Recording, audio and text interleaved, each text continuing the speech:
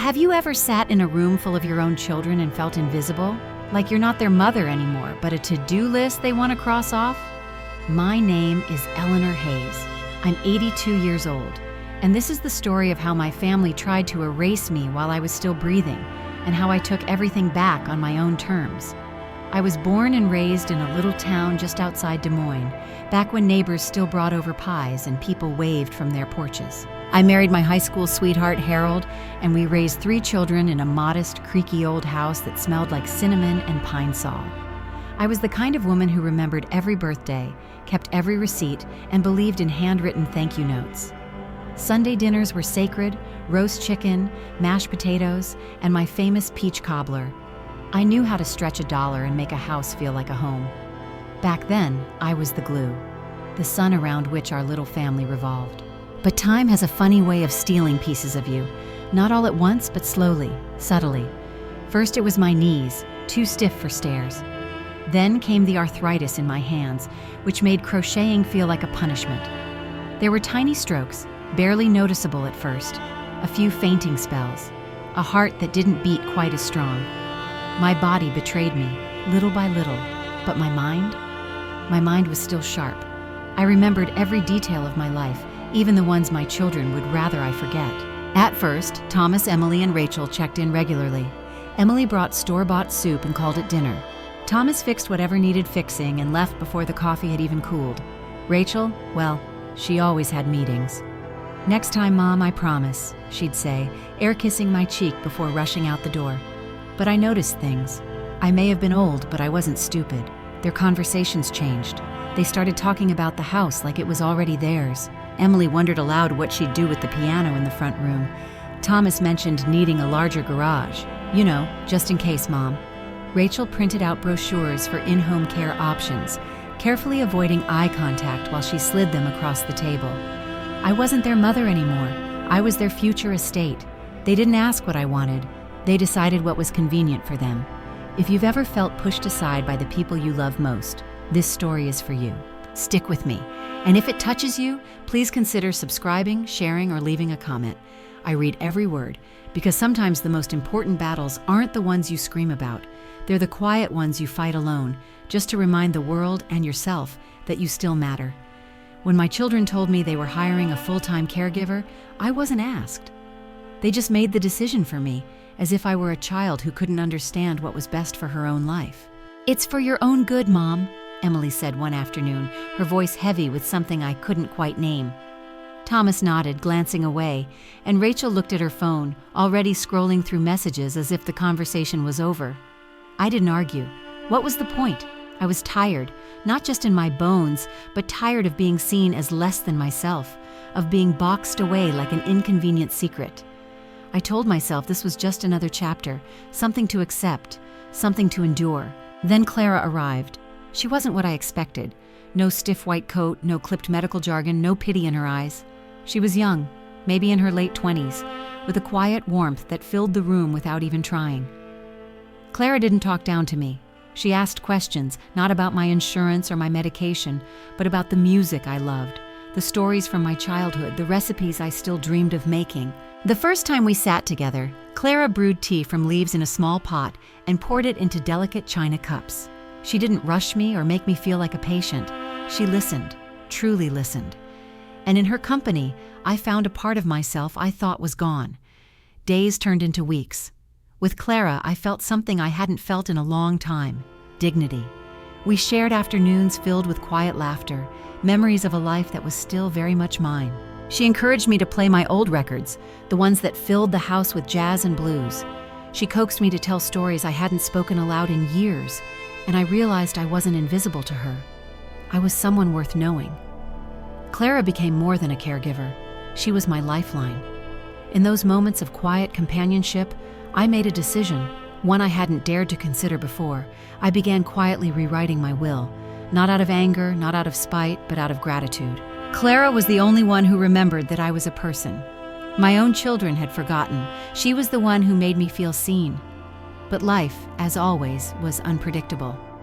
One afternoon, I collapsed suddenly. The world spun violently. I tried to speak, but the words got lost somewhere between fear and pain. When I opened my eyes, I was in a stark white room, smelling of disinfectant and loneliness. I was in a care center, alone. My children had arranged it without telling me. No warning, no conversation. Just taken away from my home, the place where every corner held a memory. Every room whispered stories of a life lived fully. And Clara? She wasn't there. She hadn't been told. Visitors were restricted. I was cut off. Hope slipped away like sand through my fingers. Days blurred into nights. The walls closed in. The beeping machines and the quiet footsteps of strangers became the soundtrack of my new existence. I was no longer Eleanor Hayes, the woman who had raised a family, who had held dinners and paid bills and loved fiercely. I was just another patient. But then, against all odds, Clara found me. She came quietly, like a whisper, slipping through doors and dodging rules. She pressed a finger to her lips and smiled, a smile full of determination and care. "I'll get you out," she whispered.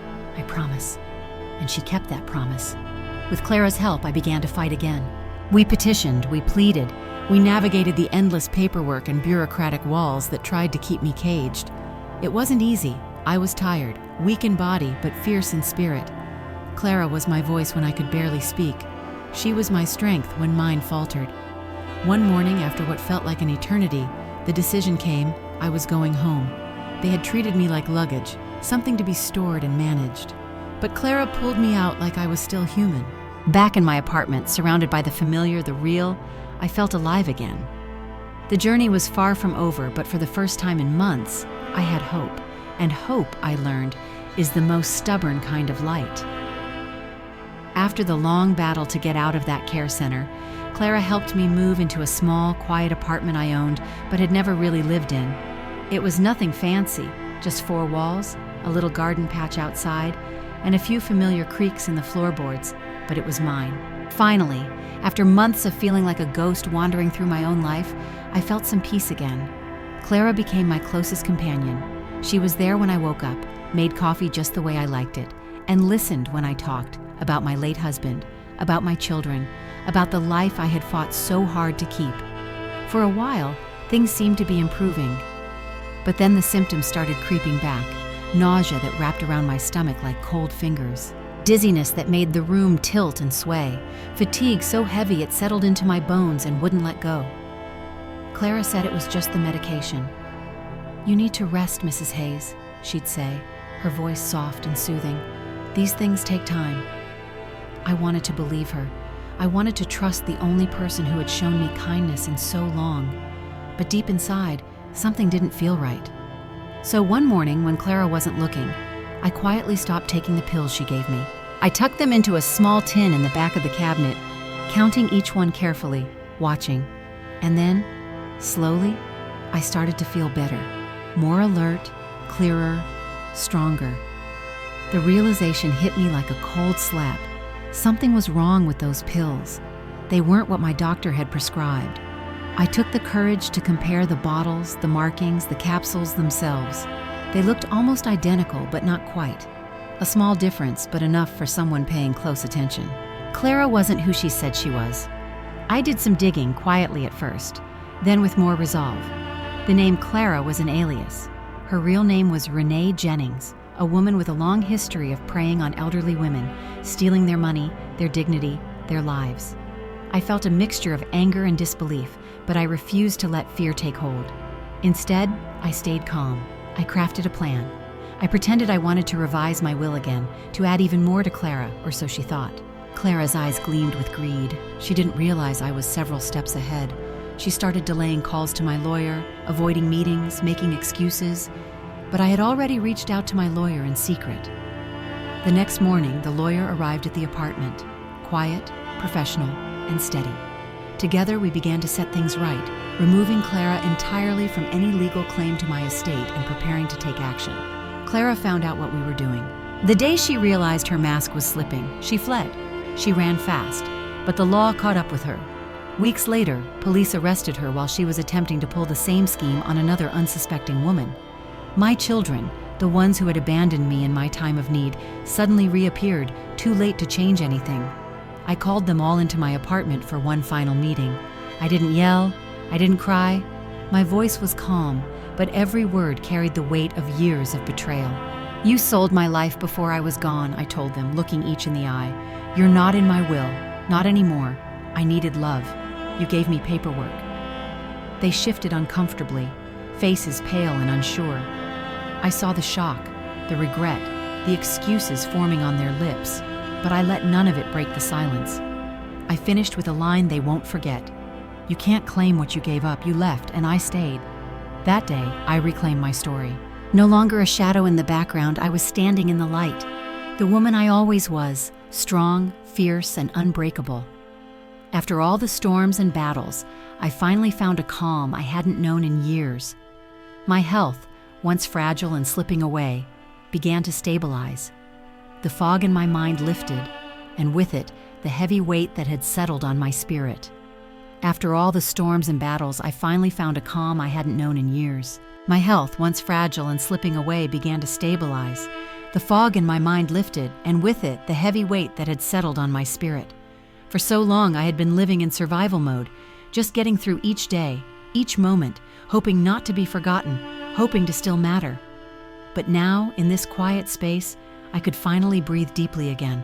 I found myself waking up with a new kind of hope, something soft and steady, like the first light of dawn breaking through a dark night.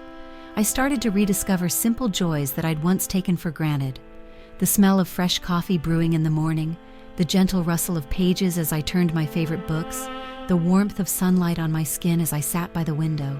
These small moments reminded me that life could still hold beauty, even after loss and heartbreak. More importantly, I began to reconnect with myself, the real me beneath the labels of old, frail, or burden. I was still here, still whole, still worthy. I gave myself permission to slow down, to heal, to find peace, not by forgetting the past, but by embracing the present. The weight of loneliness and betrayal began to lift, replaced by a quiet strength I hadn't realized I still had. It was in this space that I understood. Life isn't about how many remember you or how loudly you shout your pain. It's about being truly seen by at least one person, or in my case, learning to see myself. I started to cook again, simple meals, the kind I used to make for my family. The smell of fresh bread baking, the soft sizzle of vegetables in a pan, these ordinary moments became little victories. I picked up books I'd long forgotten, turning pages filled with stories and dreams, feeling a connection to the world outside my window. I breathed freely, not just the air, but the freedom of choice, the freedom to live life on my own terms, not defined by others' decisions or their absence. I thought about forgiveness, not the easy kind that wipes the slate clean, but the hard kind, the one where you let go of the anger not because you forget what happened, but because holding on only poisons your own heart. I forgave myself for trusting the wrong people, for believing that love always looked like family. I forgave my children, not because they deserved it, but because I no longer needed to carry the burden of their choices, and I let go of the need for their approval or presence. The estate I once thought would bind me to my children no longer had a place in my heart. Instead, I chose to give it away, to causes that mattered to me. Shelters that open their doors to women who have been forgotten, scholarships that lift girls from the shadows into the light, housing for women who've been discarded by society but refuse to give up. In giving, I found a purpose deeper than possessions. Some days, I sit by my window and watch the sun pour its golden light across the city streets below, the chaos and beauty of life unfolding in all its messy, imperfect glory. And I whisper softly to myself, "They buried me too soon." But I dug myself out, and I lived on my own terms. I didn't share this story to be pitied. I shared it because I know there is someone out there who needs to hear it. Someone who feels invisible, unheard, and forgotten. If that someone is you, know this. Your story isn't over. You still get to choose the ending. Thank you for listening. If you'd like to stay a while, please subscribe. And tell me where you're watching from in the comments. I always read them, because your voice matters, and so does your story.